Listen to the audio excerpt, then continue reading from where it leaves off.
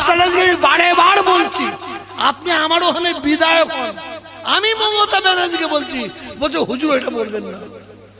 খুদার কসম আমি তেল মেখে কথা বলি না। বাংলার মধ্যে, সারা পশ্চিম বাংলার মধ্যে আপনারা ধন্য, আপনারা এই ধরনের একটা এমএলএ কে পেয়েছেন। আমি ওনার দান ধ্যান ছাড়া আমি কিছু দেখতে পাই না। উনি এত দান করে, ঘন্টার পর ঘন্টা সময় লেগে যায়। তেল মারা কথা হলো, তেল মারা কথা হলো। তবে শোনেন, এই তাপস চ্যাটার্জির দ্বারাই যদি মুসলমানদের উপর আঘাত আসে, মানুষের উপর আঘাত আসে, মুসলমানদের উপর আঘাত আসে, খুদার কসম খেয়ে বলছি আমি তোহা সিদ্দিকী ছেড়ে কথা বলবো না, ছেড়ে কথা বলবো না। আমাকে কেউ কেউ ভাবে আমি মেটিয়াপুরি জলসায় গেছিলাম, জানেন তো, 9:30 জলসায় উঠেছি, ফজরের আজান দিয়েছে ছেড়েছি না। তখন আমার 28 বছর বয়স। দুটো মওলানা এসেছে, বললে আপনারা বসুন, যা নজওয়ানা দিয়ে দেবো আপনাদের।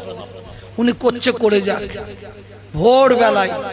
ভোরবেলায় হঠাৎ ফজরের আজানের 10 মিনিট আগে ওই জলসায় ঘটনা ঘটেছে। আমার জলসা শুনবে তো সবাই, মেটিয়াপুরের লোক শুনবে। আমি ওয়াজ করছি, হঠাৎ দেখে একটা কাক এসে বসে বলল এই আমার পাশে। কাকটা বসে আমার দিকে এইভাবে তাকিয়ে আছে। আমি ওয়াজ করতে করতে দেখছি, আর মনে মনে ভাবছি আজরাইল না কি, আমার দিকে এইরকম তাকিয়ে আছে, এদিক ওদিক নাই। মনে মনে ভাবছি আজরাইল না কি রে ভাই। আর শ্রোতারা আমার দিকে দেখে না, শুধু কাকটার দিকে দেখেছে। ওয়াজ শেষ করলাম, কিয়াম পড়লাম, মুনাজাত করলাম, লা ইলাহা ইল্লাল্লাহ মুহাম্মাদুর রাসূলুল্লাহ বলেছি, কাগও উড়ে চলে গেল।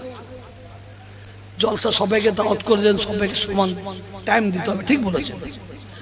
আর আমি তো চর্চাই ভাঙা বেড়া, আমার সময় যত কম হবে ততই আমার ভালো। শরীর অসুস্থ, শুধু আমি এইটা বলতাম, এটা বলা কি অপরাধ? এটা জোরে বলে, বলা কি অপরাধ? এটা বলা কি অপরাধ? হ্যাঁ, বেশি সময় লব না। আমি আপনাদের বলছি, দাদা হুজুরের কথা মনে রাখবেন।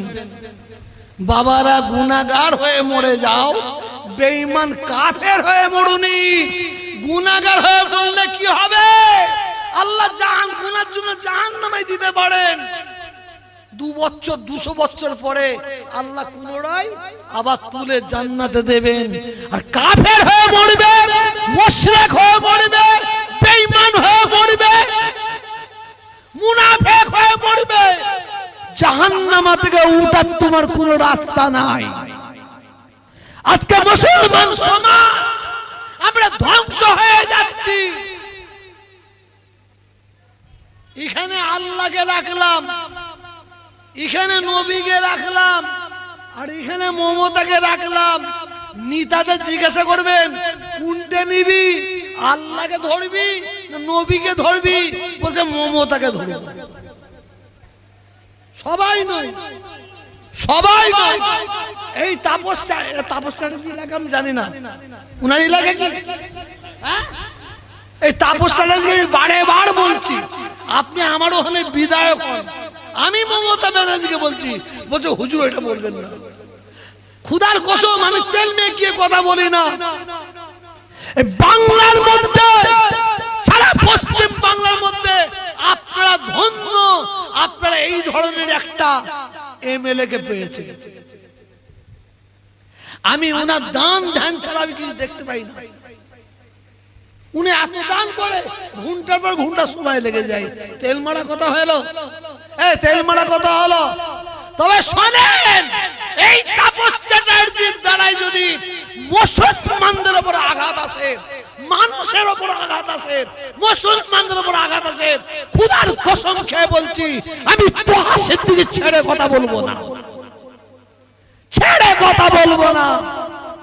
আমাকে কেউ কেউ ভাবে তৃণমূলের দালাল, কেউ বলে সিপিএম এর দালাল, কেউ বলে অমুকের দালাল। তোরা ভেবে যা, ভেবে যা। তবে শোন, আমার আল্লাহ এক, নবী এক, আমার কুরআন এক, আমার কাবা এক, আমার বাপ এক, আমার মা এক। খুদার কসম কোনদিন রাজনীতি করি না, করছি না, করব না। তবে আল্লাহর কসম মানুষের প্রতি, সে হিন্দু হোক, মুসলমান হোক, খ্রিস্টান হোক, তাদের প্রতি যদি কেউ অত্যাচার করে, বিশেষ করে মুসলমানদের প্রতি যদি কেউ অত্যাচার করে, আল্লাহর কসম আমি জান থাকতে ছাড়বো না। পাশে থাকবেন, পাশে থাকবেন এবং উঠে দাঁড়িয়ে আমাকে দেখিয়ে দেন, উঠে দাঁড়িয়ে দেখিয়ে দিতে হবে আমাকে যে হুজুর আপনার পাশে আছি, আসি আপনার পাশে আছি। নারে তাকবীর, নারে তাকবীর, সিলসিলা হক ফুরফুরা শরীফ। বসুন, একটু তুললাম, বিয়াদবি করলাম, কিছু মনে করবেন না। আমি আপনাদের কাছ থেকে বিদায় নিচ্ছি। আমার কথাবার্তার মধ্যে যদি কোনো ভাই দুঃখ পান, ব্যথা পান, কষ্ট পান, আমাকে আল্লাহর রাস্তায় আপনারা মাফ করে দেবেন। আসসালামু আলাইকুম। আপনারা সবাই মিলে আমাকে সালাম দেন। वालेकुम अस्सलाम रहमत कलाम। आप लोग जिसका बंदा है हम उसी का गुलाम। दरुद अल्लाहुम्मा आई वो तो वो पढ़ो तो बस ভালো আছেন তো? ভালো আছেন? আলহামদুলিল্লাহ। এর গজল আমি একটা শুনবো। আলহামদুলিল্লাহ, হুজুর নিজেই তৌফিকের গজল শুনতে চাইছে। তো আমাদের সম্মুখে এখন বিখ্যাত শিল্পী তৌফিক আলম কয়েকটা গজল পড়ে শোনাচ্ছেন। তারপরে আমাদের নেক্সট প্রোগ্রাম আমরা শুরু করব। ওয়াজের মজলিস যেমন চলছিল তেমন চলবে ইনশাল্লাহ। এই মিডিয়া ভাইদের জন্য একটু সমস্যা হচ্ছে, আপনারা উঠবেন না। এমনি তো ক্যামেরার জন্য একটা সমস্যা হচ্ছে, আবার উঠে দাঁড়ালে একদম পুরোপুরি ডিস্টার্ব হচ্ছে।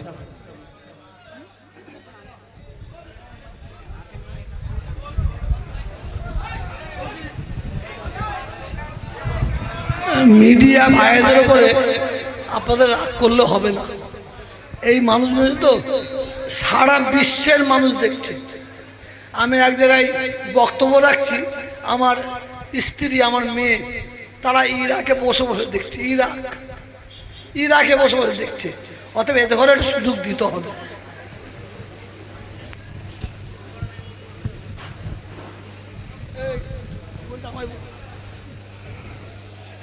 আসসালাম।